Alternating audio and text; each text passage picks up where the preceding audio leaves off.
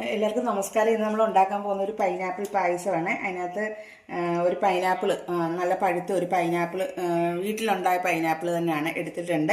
ഒപ്പം ഒരു കപ്പ് പാല്, അതേപോലെ തന്നെ നമ്മുടെ ഉണ്ട ശർക്കര അതൊന്ന് ഉരുക്കി എടുക്കണേനി. അതേപോലെ തന്നെ ഞാൻ അണ്ടിപ്പരിപ്പും മുന്തിരിങ്ങയും അതുപോലെ തേങ്ങയുടെ കൊത്തും നെയ്യിലൊന്ന് വറുത്തെടുത്തിട്ടുണ്ട്. അതേപോലെ തന്നെ നമുക്ക് നമ്മുടെ ഏലക്കായും പഞ്ചസാരയും പൊടിക്കാനായിട്ട് എടുത്തിട്ടുണ്ട്. ഒപ്പം നമ്മുടെ ചവ്വരി ഞാൻ ഒന്ന് അതും വറുത്ത് മാറ്റി വെച്ചിരിക്കുക. ഇനി അതൊന്ന് വേവിച്ചാൽ മാത്രം മതി. ഞാൻ എപ്പോഴും വറുത്തതാണ് എടുക്കുന്നത്. അപ്പോൾ ഇത്രയും കാര്യങ്ങൾ എടുത്തിട്ടുണ്ട്. ഇനി നമുക്ക് നമ്മുടെ പൈനാപ്പിൾ ഒന്ന് ചെത്തി റെഡിയാക്കി മിക്സിയിലൊന്ന് അരച്ചെടുക്കാം.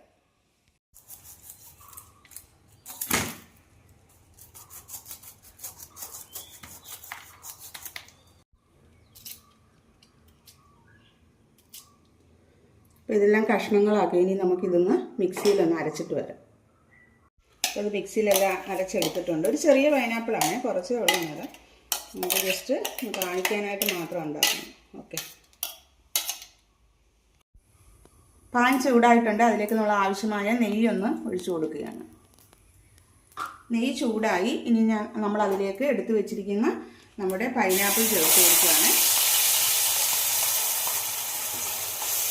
അത് പൈനാപ്പിൾ ചേർത്ത് 1-2 പ്രാവശ്യം ഒന്ന് ഇളക്കിയതിന് ശേഷം നമ്മൾ അരിച്ചു വെച്ചിരിക്കുന്ന നമ്മുടെ ശർക്കരപ്പാനി കൂടി ഒന്ന് ചേർത്ത് കൊടുത്ത് യോജിപ്പിച്ച് ഒന്ന് ഇളക്കി യോജിപ്പിക്കാം.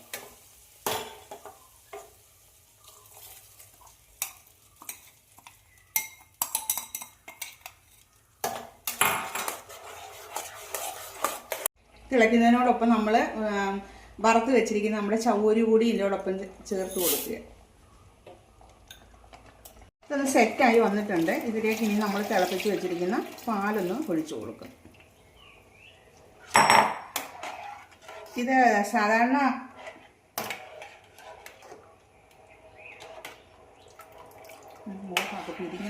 ഇതിലേക്ക് നമുക്ക് വറുത്ത് വെച്ചിരിക്കുന്ന അണ്ടിപ്പരിപ്പ്, മുന്തിരിങ്ങ, അതുപോലെ തന്നെ നമ്മുടെ തേങ്ങാക്കൊത്തിടാം.